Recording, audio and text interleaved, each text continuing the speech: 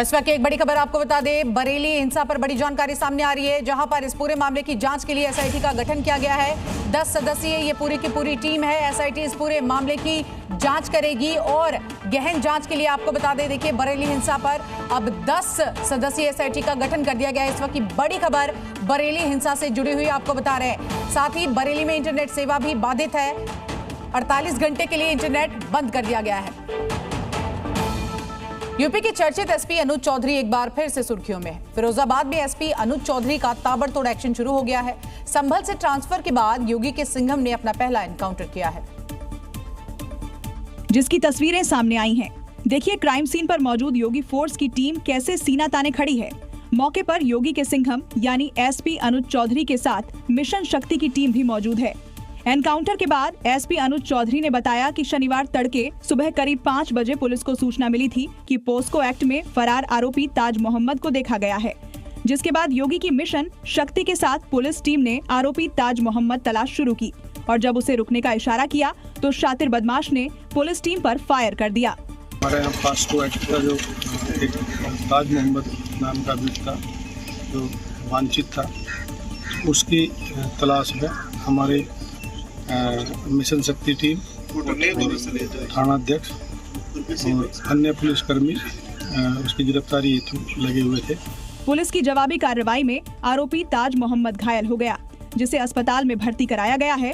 आपको बता दें कि संभल हिंसा से सुर्खियों में आए एएसपी अनुज चौधरी का ट्रांसफर के बाद ये पहला एनकाउंटर है।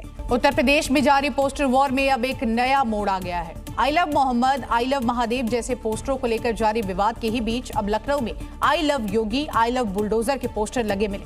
तो वहीं सीएम योगी ने भी बताया कि किन किन लोगों के लिए बुलडोजर हमेशा तैयार है। और लखनऊ में लगे इस पोस्टर को ध्यान से देखिए। इस पोस्टर में मुख्यमंत्री योगी आदित्यनाथ और बुलडोजर है। लिखा है आई लव योगी आदित्यनाथ और आई लव बुलडोजर।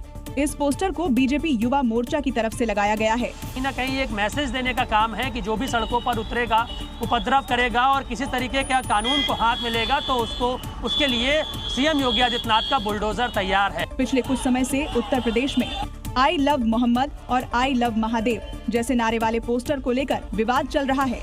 इस बीच आई लव योगी के पोस्टर लगाने से सियासत नई सिरे से उमड़ पड़ी है। हालांकि सीएम योगी आदित्यनाथ ने बताया कि बुलडोजर किनके लिए है। जो जाति के नाम पर भड़काते हैं भावनाओं को, परिवार के नाम पर दोहन करते हैं, इन्हीं के लिए हम लोगों ने बुलडोजर बनाया था। मतलब साफ है, उत्तर प्रदेश में जो लॉ एंड ऑर्डर के सामने आएगा उस पर बुलडोजर एक्शन होगा। बरेली छावनी में तब्दील हो चुकी है। पुलिस का यहां पर ऐसा पहरा है कि परिंदा भी पर नहीं मार पाएगा। और ये सिर्फ बरेली तक ही सीमित नहीं है, बल्कि पूरे उत्तर प्रदेश के अलग अलग जिलों में योगी फोर्स सड़क पर उतर आई है, जो कि बता रहा है कि दंगाई और उपद्रवी बच नहीं पाएंगे।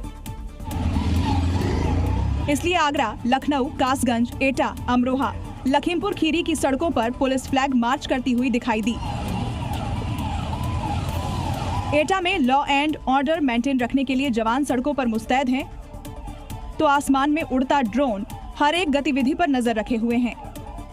ड्रोन कैमरों की मदद से संदिग्ध घरों की मॉनिटरिंग की जा रही है। पैदल मार्च के साथ संदिग्ध लोगों से पूछताछ की जा रही है। शरारती तत्वों के लिए ये सख्त है, पहले भी हमने सख्त कार्रवाई की है। अमरोहा की गलियों में योगी फोर्स ने संदिग्ध वाहनों और लोगों की चेकिंग के लिए अभियान छेड़ रखा है, ताकि आई लव मोहम्मद पोस्टर के नाम पर जो माहौल बिगाड़ने की कोशिश की जा रही है उसे हवा ना मिल सके। बरेली में फैली हिंसा के बाद लखीमपुर खीरी में भी वैसे ही तस्वीर है। सीएम योगी ने हाई लेवल मीटिंग की है तो डायरेक्ट चेतावनी भी दी है कि उपद्रवी ये ना भूले कि ये उत्तर प्रदेश है और यहाँ उपद्रवियों की डेंटिंग पेंटिंग वैसे ही की जाती है जैसा उपद्रवी उपद्रव मचाते हैं। गोरखपुर के नीट छात्र दीपक गुप्ता हत्याकांड के मुख्य आरोपी और कुख्यात पशु तस्कर जुबैर अहमद मिट्टी में मिल चुका है। उस पर 1 लाख रुपए का इनाम था। इसी के साथ साथ जुबैर का नेटवर्क यूपी से लेकर बिहार और पश्चिम बंगाल तक फैला हुआ था। यूपी एसटीएफ ने देर रात उसे एनकाउंटर में मार गिराया। जुबैर उर्फ कालिया पर हत्या सहित अलग अलग थानों में 16 से 17 मामले दर्ज हैं। जुबैर ने गोरखपुर में नीट छात्र दीपक की हत्या की थी। तब से पुलिस उसको पकड़ने के लिए लगातार दबिश दे रही थी। योगी फोर्स की कार्रवाई से मृतक दीपक के परिजन संतुष्ट हैं और उन्होंने सीएम योगी का आभार जताया।